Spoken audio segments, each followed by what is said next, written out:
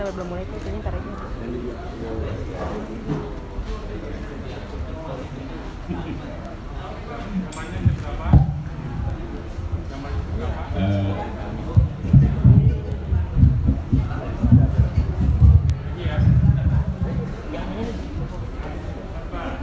Rekan-rekan sekalian, pada sore ini saya akan menyampaikan beberapa hal yang perlu kita ketahui bersama, dan kemudian nanti juga akan ada beberapa hal yang akan disampaikan oleh Bapak Menteri terkait dengan pemasaran ini. Yang pertama, kita patut bersyukur bahwa saudara kita yang sudah kita rawat untuk beberapa saat karena COVID-19 sudah sembuh total. Kami bersyukur dan berbangga bahwa selama dalam proses perawatan saudara-saudara kita bertiga yang selama ini kami masih identifikasi dengan kasus nomor 1, nomor 2, nomor 3, kami kasih nomor, mohon maaf, memang ini ketentuannya seperti itu, bekerja sama dengan baik, kooperatif, sehingga dalam perkembangannya dalam waktu yang sudah kita prediksikan akan menjadi baik. Sudah kami periksa 2 kali berturut-turut untuk virus ini dan sudah benar-benar negatif. Artinya secara fisik tidak ada keluhan sama sekali, sudah nampak sehat, dan kemudian secara laboratoris juga sudah tidak ada lagi virus yang berada di dalam tubuhnya, dan kami meyakini bahwa sekarang beliau bertiga sudah memiliki imunitas untuk kebal terhadap infeksi virus ini. Oleh karena itu kami berterima kasih atas kerjasamanya, dan rekan-rekan sekalian bisa melihat bahwa yang bersangkutan dalam kondisi sehat walafiat. Oleh karena itu nanti Menteri akan menyampaikan beberapa hal terkait dengan hal ini, dan kemudian nanti setelah itu saya akan memberikan update tentang perkembangan kasus sampai dengan hari ini. Saya kira sementara itu kami serahkan selanjutnya Pak Menteri.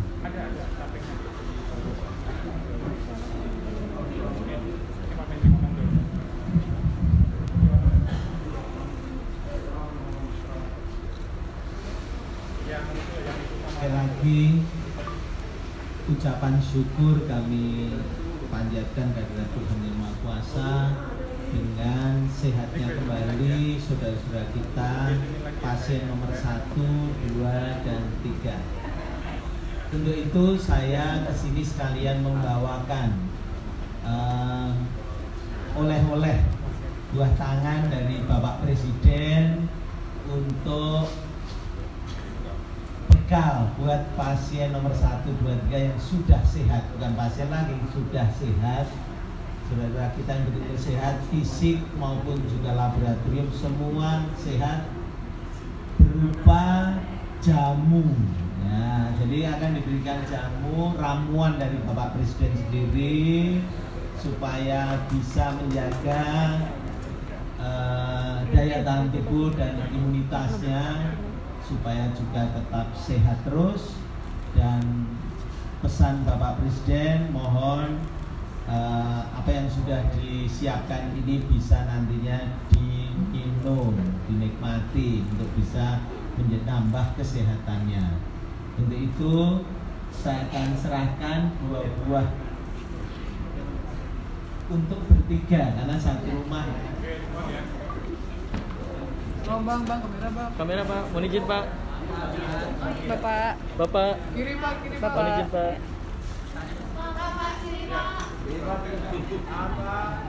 Kiri lagi Pak. Kiri Pak.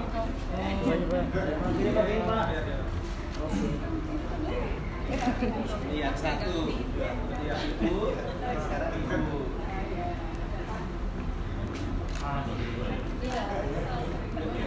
Mohon izin Pak. Ramuan dari Bapak Presiden untuk kesehatan seluruh rakyat dan bangsa. Mohon izin Pak. Bapak. Minta. Oke.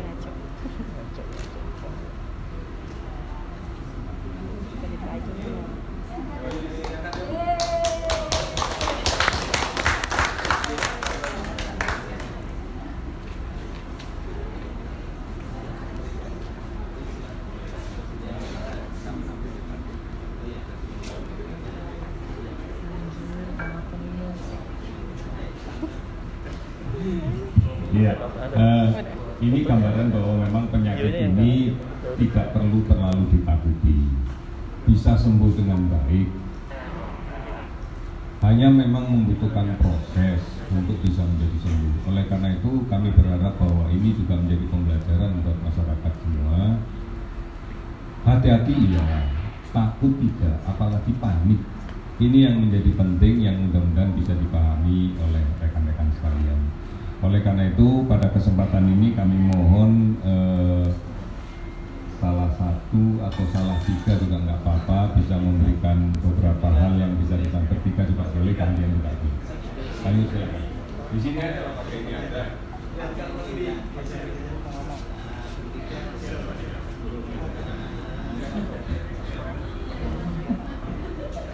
Terima kasih semuanya. Saya singkat saja. Saya mau menyampaikan bahwa saya bersyukur sekali diisolasi di rumah sakit penyakit infeksi Sulianti Saroso, karena baik dokter, suster, pekerja lab dan cleaning service sangat membantu kami dan mereka 24 jam siap mendampingi kami. Dan saya ingin sekali pemerintah memberikan penghargaan, apresiasi dan insentif untuk mereka yang 24 jam di garda depan, dan mereka masih akan kerja terus, saya nggak tahu mungkin 6 bulan atau apa, dan mereka juga punya family, punya keluarga. Saya mohon perhatian untuk mereka karena mereka luar biasa kerjanya. Terima kasih. Harus ngomong juga ya. Kalau dari saya sih pesannya untuk masyarakat Indonesia yang sekarang agak panik, untuk nggak panik, karena virus ini seperti yang Pak Yuri sudah sering sampaikan ke masyarakat, itu adalah self-limiting disease.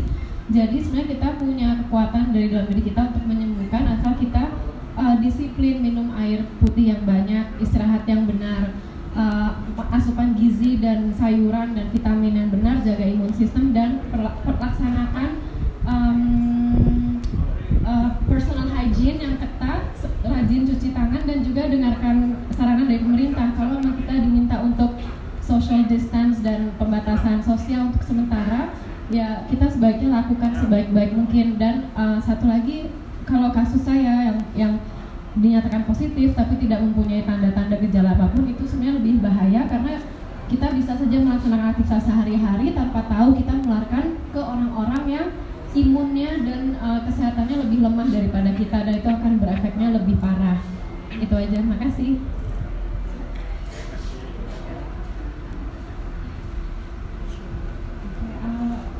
Saya ada beberapa hal sih. Pertama, saya ingin menghimbau masyarakat dan media yang berada di luar untuk mendukung pasien yang ada di rumah sakit, mendukung secara moral, karena penyebaran informasi yang tidak akurat yang dilakukan oleh berbagai pihak yang tidak bertanggung jawab itu sangat mengganggu psikis kami di dalam gitu. Dan juga identitas kami yang bocor gitu kan, itu juga mengakibatkan masyarakat luar tuh jadi panik, karena saya mendapatkan banyak banget direct message di sosial media maupun WhatsApp apapun tuh, mereka nanya terus ke saya, Mbak, gejalanya gimana? Saya mau cek tapi saya takut gitu, saya takut nanti identitas saya terbongkar gitu. Jadi itu harus dijaga sekali. Dan untuk orang-orang di luar jangan menghakimi pasien yang positif COVID-19 dengan berbagai stigma negatif, karena ya itu pasien akan menjadi korban 2 kali gitu. Karena saya selama diisolasi itu selama seminggu mungkin ya, saya nangis terus gitu, karena saya tahu yang dibicarakan oleh media, beberapa media dan orang-orang yang menyebarkan mengenai saya dan ibu saya, dan menyerang profesi kami sebagai penari, penggiat seni dan pejuang budaya yang selama hidup kami, satu keluarga kami selalu berbuat apapun yang kami bisa untuk Indonesia dalam hal seni dan budaya gitu. Dan semuanya harus ingat bahwa virus ini tidak memandang bulu, tidak memilih ras, agama, profesi apapun, dan bisa menular ke siapapun. Itu aja sih. Ya. Saya tambah sedikit sebagai warga Depok. Saya ingin bersyukur sekali bahwa saya tinggal di perumahan Sai, di mana Pak RT, Pak Studi Alam Indah, Pak RT Teguh Prawiro dan Anis Hidayah dan semua penduduk Sai itu sangat kondusif dan sangat menerima kami dan mengatasi semuanya. Saya bersyukur, dan warga Depok please jangan panik. Kami semuanya harus tetap bahagia, tetap senang untuk menumbuhkan imun di dalam tubuh. Ini pesan untuk seluruh Indonesia. Ketika kita panik pasti imun tubuh kita turun. Jangan panik. Kita ada Gusti Allah, dan ini kesempatannya kita mendekatkan diri dan tahu bahwa yang punya hidup ini hanyalah satu-satunya Gusti Allah, apapun agamanya. Di situ kesempatan saya waktu mendengarkan sangat breakdown dari Presiden, hanya ada saya dan Gusti Allah, bagaimana saya bisa bertobat. Terima kasih.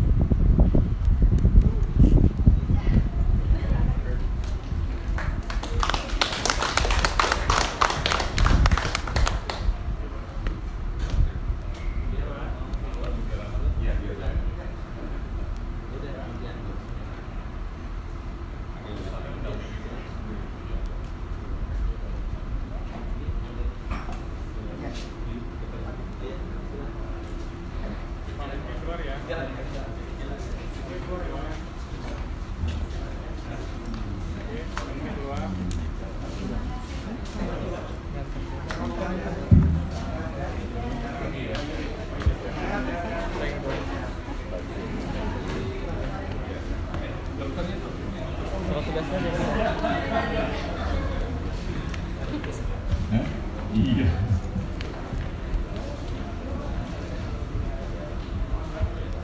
Iya, rekan-rekan sekalian, saya akan menyampaikan hasil hari ini. Bersama-sama tadi kita sudah mendengarkan arahan Presiden di Istana terkait dengan apa yang harus kita lakukan ke depan dalam menanggulangi dan mengatasi pandemi COVID-19 ini. Beberapa hal secara teknis akan mungkin saya rinci karena ini adalah bukan masalah kesehatan.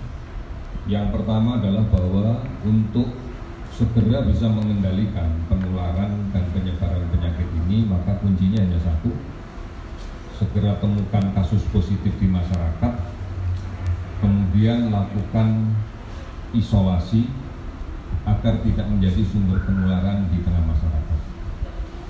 Ini sebenarnya diwujudkan dengan bentuk kegiatan tracing, penelusuran kasus.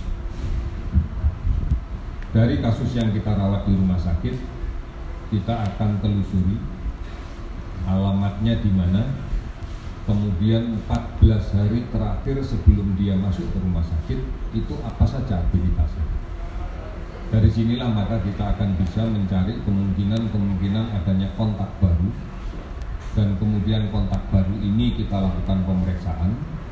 Manakala diyakini bahwa kontak ini adalah kontak dekat dan disertai adanya gejala, maka kita akan melakukan pemeriksaan swab, dan manakala positif maka kita akan karantina, kita akan isolasi. Namun manakala negatif, maka kita tentunya akan memberikan beberapa advice, beberapa saran, beberapa nasihat untuk melakukan self quarantine atau self isolated, melaksanakan karantina diri secara mandiri, dan kemudian dilakukan monitoring secara mandiri agar kita bisa tetap mengikuti perkembangannya. Sebagai satu contoh, pada kasus yang kita dapatkan di rumah sakit, ternyata di dalam tracingnya kita bisa meyakini bahwa dia tertular oleh kasus yang sebelumnya misalnya. Artinya ada connecting, bahwa dia adalah ketularan dari kasus sebelumnya. Dan kemudian kita lihat bahwa ternyata dia juga memberikan kontak dan memiliki peluang penularan pada kasus berikutnya lagi. Jadi kita akan mengalir seperti itu. Oleh karena itu maka tracing tidak lagi mengenal batas wilayah administrasi. Bisa saja pasien itu dirawatnya di DKI, wilayah administratif DKI. Tetapi pada hakikatnya ternyata dia beralamat di luar DKI. dan kemudian dia memiliki aktivitas kontak di luar provinsi DKI dan di luar Jawa misalnya seperti itu, maka hal ini sangat mungkin terjadi. Oleh karena ini yang menjadi penting dan harus kita lakukan. Mudah-mudahan ini bisa dipahami dan inilah menjadi upaya kita di dalam melaksanakan tracing. Sudah barang tentu dengan adanya tracing yang semakin masif, semakin gencar kita laksanakan, maka kasus positif yang kita temukan akan semakin banyak. Kasus positif yang kita temukan akan semakin meningkat. Tetapi sekarang tidak berarti bahwa semua kasus positif harus diisolasi di rumah sakit. Ada beberapa kasus positif tanpa gejala yang akan kita lakukan karantina, kita lakukan isolasi di rumahnya secara mandiri. Pedoman tentang bagaimana melaksanakan isolasi diri, pedoman tentang bagaimana melaksanakan karantina diri sudah dibuat oleh Kementerian Kesehatan dan sudah diunggah di website Kementerian Kesehatan. Ada di www.kemenkes.go.id. Silakan, di sana ada dashboard di depan yang kita update tentang jumlah pasien yang rutin day by day. Kemudian juga nanti akan kita breakdown lagi asal provinsinya. Pasien pada saat dilaporkan bisa saja di rumah sakit, di sini misalnya. Tetapi domisilinya 14 hari sebelum sakit, dia tidak di sini seperti yang tadi kita lihat saudara kita 3 itu rumahnya di Depok. Berarti kita akan melakukan tracing di sana. Dalam 14 hari sebelumnya ketemu siapa saja di sana. Inilah yang kemudian kita lakukan dengan tracing. Ada juga pasien yang kemudian kita ketemukan, semisal pasien yang kita temukan di Jawa Tengah. Ternyata kita yakini bahwa dia kontaknya adalah sebelum dia sampai di Jawa Tengah. Kontaknya ternyata di Jakarta. Karena beberapa hari sebelumnya dia bepergian ke Jakarta dan kemudian kontak dengan kasus yang positif di Jakarta. Maka kontaknya Jakarta, tetapi aktivitas dia di Jawa Tengah kita telacak lagi. Ternyata ada juga salah satu kontak eratnya itu ternyata tamu dia yang dari Jawa Timur. Nah, kita kejar lagi ke Jawa Timur. Ini yang disebut dengan kontak tracing. Jadi mudah-mudahan ini bisa dibayangkan bahwa benarnya kontak tracing ini bukan pekerjaan yang mudah. Ini pekerjaan yang membutuhkan partisipasi masyarakat secara penuh. Inilah sebabnya maka saya katakan dari awal, penyakit menular basis pengendaliannya harus pada masyarakat. Basis pengendaliannya masyarakat. Soalnya kalau tidak menggunakan basis pengendalian masyarakat, maka kita akan sulit untuk melakukan itu. Ini kemudian yang terakhir, yang berikutnya yang kedua, isu terakhir kemarin terkait dengan salah satu pejabat tinggi negara yang positif dan sudah kemudian dikonfirmasikan dan keluarganya tidak berkeberatan untuk disampaikan, menyebabkan beberapa orang yang dalam tanda petik pernah merasa kontak dekat perlu untuk melakukan pemeriksaan. Di antaranya adalah teman-teman media. Saya tegaskan sekali lagi, betul itu harus dilakukan, tetapi tidak kemudian dengan cara yang terburu-buru sehingga kemudian rame-rame datang ke rumah sakit sampai rumah sakitnya sendiri bingung. Ini yang saya harap, padahal kondisinya tidak ada keluhan ataupun kalau ada keluhan sih minimal. Sehingga saya sarankan tidak perlu panik seperti itu, pasti dilayani. Oleh karena itu kami memaklumi ketakutan, kami tahu memaklumi betul betapa khawatirnya manakala dia sakit, betul. Tapi sebenarnya yang bisa kita lakukan sebelum kita melakukan pemeriksaan secara definitif, secara pasti, lakukan self isolated. Segera di rumah, gunakan masker yang proper, upayakan ada social distance, jarak seperti yang tadi sudah disampaikan oleh Bapak Presiden, setidak-tidaknya semeter lah. Kenapa semeter? Karena kita tahu kemungkinan droplet yang keluar itu sekitar semeteran, sehingga kita bisa menjaga keluarga kita. Sementara mungkin kalau tidur ya sendiri dulu. Terus yang paling penting adalah tidak berbagi penggunaan alat makan minum. Pakai alat makan minum yang terpisah. Bukan berarti sekali pakai buang, tidak, silahkan pakai yang ada di rumah, tetapi yakinkan selesai dipakai langsung dicuci dengan sabun. Karena kita tahu bahwa virus ini bungkusnya, envelope-nya sangat rapuh jika terkena deterjen. Dia akan gampang pecah, dan kalau itu pecah maka virusnya akan mati. Jadi ini yang penting. Deterjen apapun. Jadi ini yang harus dilakukan. Kemudian yang berikutnya, lakukan self monitor terhadap keluhannya. Setelah itu baru dijadwalkan untuk berangkat ke rumah sakit, sehingga tidak perlu buru-buru, tidak perlu berdesak-desakan dengan orang lain pada saat seandainya menggunakan angkutan umum. Apabila menggunakan kendaraan sendiri juga tidak perlu terburu-buru untuk datang ke rumah sakit. Sesampai di rumah sakit bukan kemudian langsung minta dilakukan swab. Di rumah sakit harus konsultasi dengan dokter. Maka dokter nanti akan menentukan, karena kemungkinan bukan hanya swab yang dibutuhkan oleh dokter untuk melakukan pemeriksaan secara pasti. Mungkin dokter juga perlu mengambil sedikit darah untuk dilakukan pemeriksaan serum. Mungkin dokter juga merasa perlu untuk melakukan pemeriksaan foto ronsen paru-paru. Mungkin dokter juga langsung memutuskan untuk membutuhkan pemeriksaan swab. Jadi bukan kemudian swab sebagai satu-satunya cara. Dan nanti juga dokter akan menanyakan selama ini kontak sama siapa lagi, ini bagian dari tracing yang sudah direncanakan. Oleh karena itu kami berharap ini dipahami betul. Tidak mungkin penyelesaian ini dengan sebuah kepanikan. Kita akan melayani pasti akan dilayani. Tidak kemudian terlalu terburu-buru. Ini yang diharapkan. Oleh karena itu yang kemarin belum sempat dilayani, mari dijadwalkan untuk pelayanan berikutnya dan seterusnya.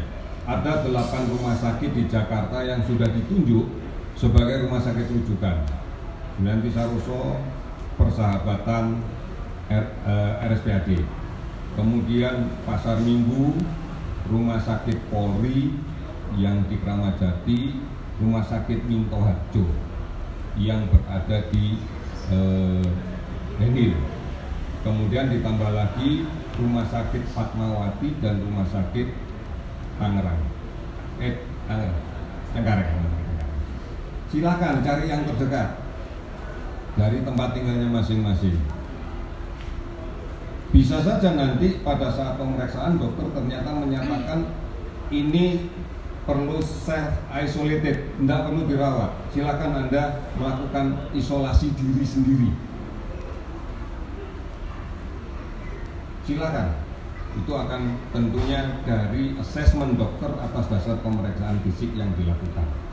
Ini mudah-mudahan bisa dipahami sehingga teman-teman sekalian tidak perlu kemudian mengedepankan kepanikan. Kemudian yang terakhir saya akan update lagi data yang kita periksa pada hari ini sampai dengan tadi siang. Artinya spesimen yang kita terima kemarin sore sampai dengan siang tadi. Ada penambahan kasus sebanyak 17 kasus confirm positif yang baru. Rinciannya adalah berasal dari Provinsi Jawa Barat 1, dari Provinsi Banten 1, dari Provinsi Jawa Tengah 1, dari DKI 14. Rincian lain yang lebih lengkap silakan dilihat di website yang ada di www.kemenkes.go.id. Mudah-mudahan ini bisa memberikan penjelasan sekilas. Sekarang saya beri kesempatan mau bertanya. 3 kiri dulu. Ya, 1, 2, 3.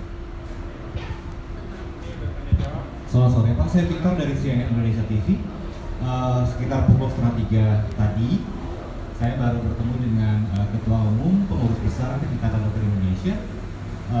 Mereka sudah bertemu dengan berbagai organisasi bidang kesehatan ya, ada Ikatan Bidan, dokter gigi dan sebagainya.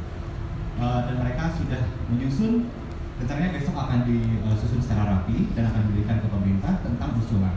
Salah satu yang ingin saya tanyakan kepada Bapak langsung selaku juru bicara ya dari pemerintah adalah mereka mengusulkan Pak untuk setiap mempublikasikan kasus mau negatif, mau positif atau apapun, mereka mengusulkan supaya pemerintah itu transparan. Mereka harus menyebutkan data medis, namanya siapa, tinggal di mana, aktivitas mereka apa saja begitu. Nah, karena ini mungkin masih dalam proses, saya ingin langsung bertanya saja kepada Pak Yuri karena sedang ada di sini, seperti apa tanggapannya? Tidak dibenarkan secara hukum untuk mengungkap identitas pasien, itu aja. Itu secara hukum sudah jelas tidak dibenarkan. Oleh karena itu saya hanya menanggapi square ini saja karena usulan besarnya saya pun menerima. Saya yakin mereka tidak akan meminta usulan itu karena dia juga tahu undang-undang yang ada terkait dengan rahasia medis seseorang. Ya, oke. Selamat sore Pak Yuri, saya Zata dari Metro TV. Pak, mau konfirmasi ini kan ada penambahan 17 kasus konfirmasi positif. Berarti jika sebelumnya 117, totalnya 134 ya Pak? Oke, 134. Kemudian kedua adalah, Pak ini kan sudah ditetapkan oleh WHO pandemi global ya Pak, COVID-19. Kemudian ada beberapa rumah sakit rujukan yang memang masih tutup pada Sabtu dan Minggu. Ini apakah ada mungkin kedepannya untuk dibuka pelayanan Pak untuk hari Sabtu dan Minggu, karena ini usulan dari masyarakat banyak yang mengeluhkan karena pada saat datang ke Sabtu dan Minggu ini tidak dilayani dan ditolak Pak. Gitu. Terima kasih. Ya, ini sudah pandemi global, tidak berpengaruh terhadap bagaimana kinerja rumah sakit. Mestinya semua rumah sakit rujukan tidak akan pernah menutup pintunya dalam 24 jam untuk menerima rujukan. Yang jadi masalah ini bukan pasien rujukan, tiba-tiba datang. Oleh karena itu, maka kemarin coba kita fasilitasi apakah IGD mengabaikanlah kedaruratannya dulu untuk kemudian mencoba menerima. Ini kemarin sesuatu yang baru. Oleh karena itu ke depan nanti kita akan coba ubah lagi. Tentunya kita akan tetap memberikan layanan untuk pasien yang non-rujukan tetapi terbatas untuk konsultasi. Kalau untuk rujukan rumah sakit nggak pernah tutup. Dari rujukan dari rumah sakit manapun juga kalau datang ke RSPI pasti tidak akan ditolak oleh Bapak Direktur kalau ada surat rujukannya. Tapi kalau datang yang seorang dan sebagainya, kalau tidak ada emergensinya memang UGD jadi nanya. Kalau ada kedaruratannya sih UGD pasti akan menerima dan tidak akan ada masalah. Tetapi kita akan perbaiki ini karena ini adalah sesuatu yang memang harus kita respon di dalam kondisi seperti ini. Tetapi juga kita juga akan pelan-pelan, tidak kemudian merespon kepanikan masyarakat sebagai sesuatu yang kita benarkan. Ya, pelan-pelan kita akan ubah. Yang penting semuanya terlayani, bagaimanapun caranya, bagaimana strateginya harus dilayani. Sudah barang tentu saya menyadari emosional pasien, kalau perlu datang langsung dilayani gitu. Bahkan kalau perlu masih di pintu gerbang sudah dilayani gitu. Saya tahu betul tentang kondisi ini. Ya, oke, ya. Setelah ini 3 kanan ya. Pak Yuri dari Merentas. Pak, pertama sudah Bapak upaya pemerintah nantinya untuk mempercepat dan memperluas tes bagi publik yang berinisiatif untuk menguji kesehatan dirinya Pak. Karena saya menunjuk ke beberapa rumah sakit ini yang di luar yang rujukan ya Pak. Orang yang secara pribadi mau memeriksakan diri kadang agak rumit prosesnya. Itu pertama. Yang kedua, bagaimana antisipasi dari paskes dari rumah sakit rujukan nantinya jika terjadi ledakan pasien, jika kemudian pasien bertambah banyak seperti di Sulawesi Selatan misalnya, apakah ruang isolasi bisa diperlebar, ditambah banyak seperti itu. Terima kasih. Iya, pemeriksaan ini adalah atas permintaan dokter. Ini yang harus dipahami. Jadi tidak bisa datang langsung tanpa ada indikasi langsung meminta diperiksa, enggak ya. Jadi ada ini. Kemudian percepatan pemeriksaan tadi pagi sampai siang sudah ada rapat internal di Balitbankes yang dihadiri lembaga Ikman, kemudian laboratorium laboratorium mikrobiologi Fakultas Kedokteran UI, kemudian Latkesda, terus dan BTKL. Sudah disepakati bahwa untuk Jakarta ini akan segera dioperasionalkan. Seluruhnya tadi secara teknis sudah dibicarakan, mudah-mudahan secepatnya. Saya tidak bisa memberikan penjelasan detail karena pada saat rapat itu saya di tempat lain. Saya di tempat lain mengerjakan pekerjaan lain, tetapi tadi saya sudah cek bahwa itu sudah dilaksanakan dan saya akan meminta ini. Ini supaya pemeriksaan bisa berlangsung dengan lebih cepat lagi. Kemudian yang berikutnya kita sudah mengatakan bahwa pola isolasi ini tidak lagi berbasis pada terminologi lama yang dimana satu orang satu tempat tekanan negatif, kecuali atas indikasi memang permintaan kondisi fisiknya seperti itu. Kita akan membuat suatu ruangan, bisa saja beberapa orang ditaruh di sana, tapi kita yakini ini semuanya positif COVID. Semuanya positif COVID-19. Seperti yang kita lihat beberapa sequel informasi dari Cina, itu kan hall, gimnastik hall yang besar yang diisi banyak sekali tempat itu, dan isinya positif semua jadi satu. Karena kita lihat sekarang keluhan klinis yang ada sepanjang pemantauan kita, nggak ada yang membutuhkan, tidak semuanya membutuhkan, bahkan sebagian besar tidak membutuhkan alat bantu yang spesifik. Mungkin 3 pasien tadi selama di sini nggak pernah pasang ini sih. Pasang sebentar ya, pasang oksigen sebentar ya. Selebihnya lebih banyak tidak kan. Nah ini yang kemudian kita lihat bahwa sebenarnya mereka masuk dalam kondisi yang baik ya. Oleh karena itu tidak perlu hal yang spesifik. Memang ada 1-2 yang membutuhkan peralatan bantu karena memang kondisinya sudah sangat tidak baik, dan ini umumnya adalah pasien dengan komorbid, dengan penyakit-penyakit yang mendahului. Ini yang menjadi penting. Oke, 3 kanan, 1. Ya sudah, kalau 1 nanti bilang. Selamat sore Pak, saya dari Sinta Radio. Ini kan dengan adanya COVID-19, pemerintah memberikan satu kebijakan mungkin tertentu untuk tidak melakukan kegiatan selama 14 hari mulai dari pendidikan, mungkin ada sebagian perkantoran. Apabila memang ternyata masih minimal seperti ini, jangan sampai memang nantinya lebih Pak ya. Kalaupun terpaksa harus lebih, apakah juga pemerintah akan memberikan kebijakan lagi seperti ini sementara untuk anak didik saat ini kan untuk sudah mendekati ujian? Itu aja Pak, terima kasih. Tadi kalau kita cermati betul arahan Presiden, ini bukan diliburkan, belajar di rumah. Oleh karena itu aktivitas belajar mengajar harus tetap jalan, dan Kementerian Pendidikan sudah mengatakan itu akan dilaksanakan. Tentunya beliau memiliki teknik, memiliki cara, supaya kita tidak kemudian mengkonotasikan ini liburan. Belajar di rumah, bekerja di rumah, beribadah di rumah. Ini yang tadi disampaikan oleh Presiden. Ini jangan dimaknai libur kerja, libur sekolah, libur ibadah. Tidak seperti itu. Banyak tadi sudah disampaikan oleh Presiden tentang beberapa kerjasama dari ruang guru dan sebagainya. Saya nggak hafal, banyak sekali, dan ini Kementerian Pendidikan pasti akan lebih memahami.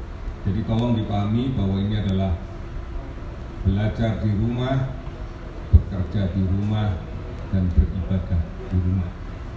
Saya kira itu ya. Oke, kiri 1, 2, 3.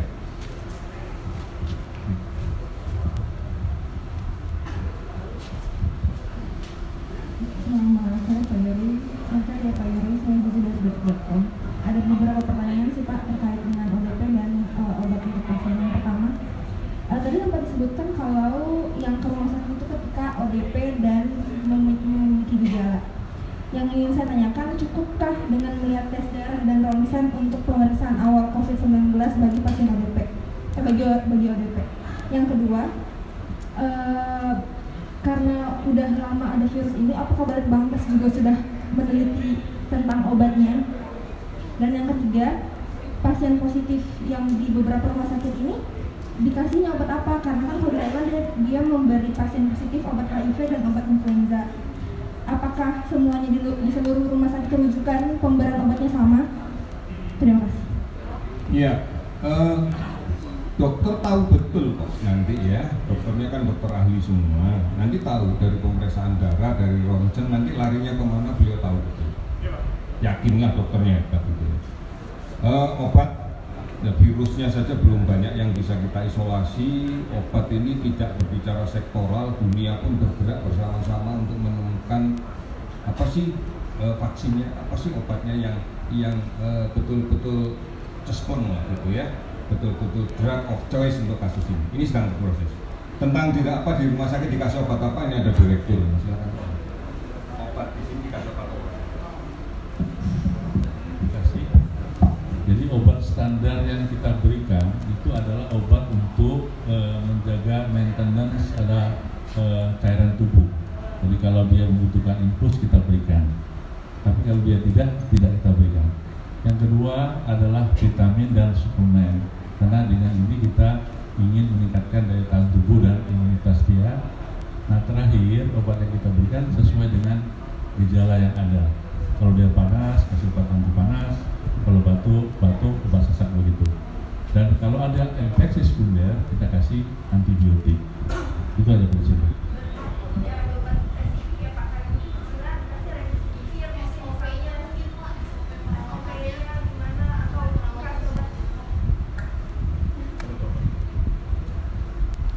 Pak, apa tidak ada obat spesifik, misalnya mungkin kalau di seperti yang saya sebutkan tadi, mungkin misalnya kalau di Thailand dikasih obat HIV plus obat influenza, atau di Cina pakai obat remdesivir kalau nggak salah namanya kayak gitu, gimana Pak?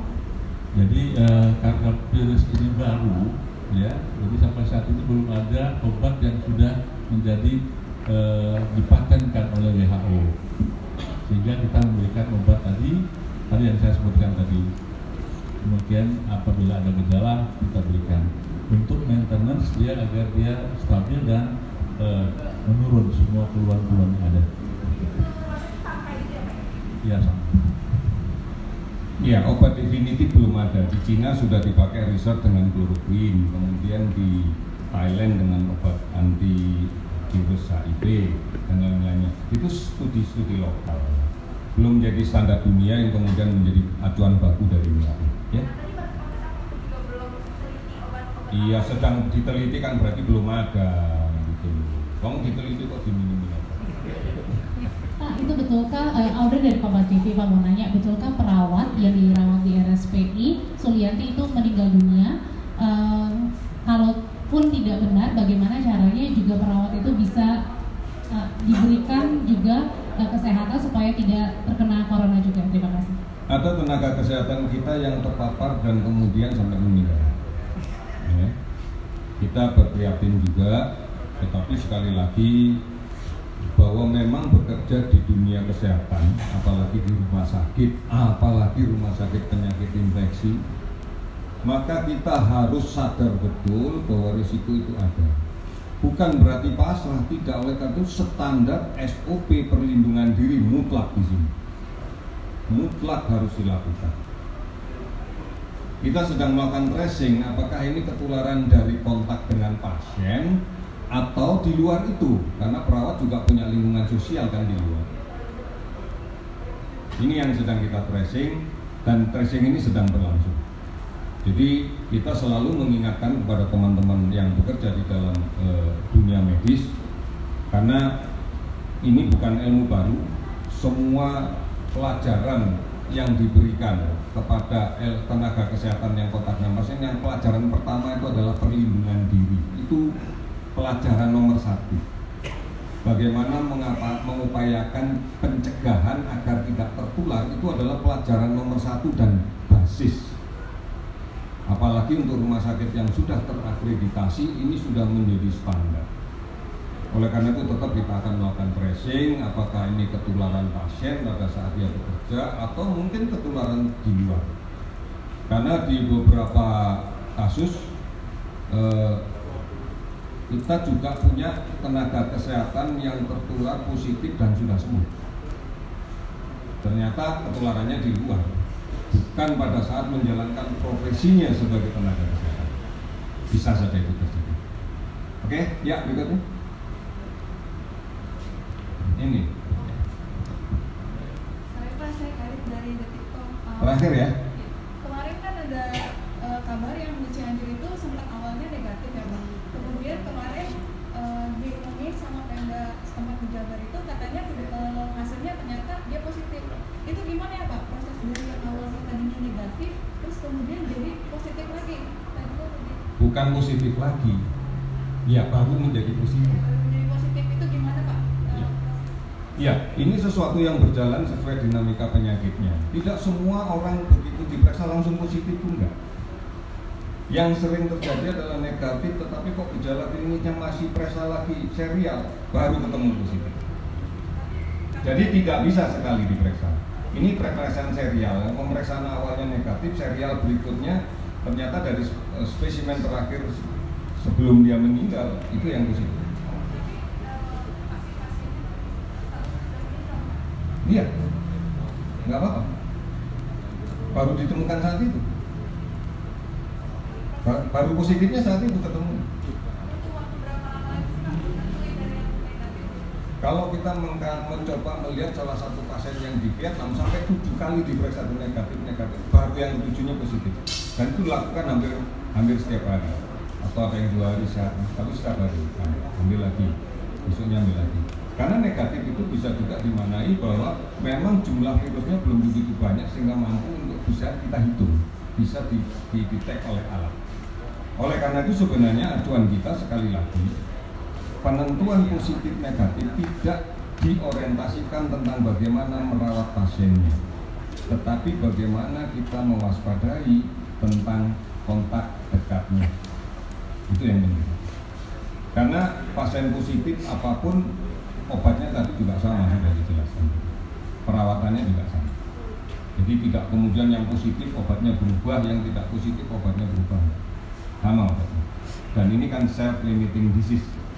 Sebenarnya dengan imunitas yang baik penyakit ini bisa disembuhkan. Oke, makasih. Selamat sore.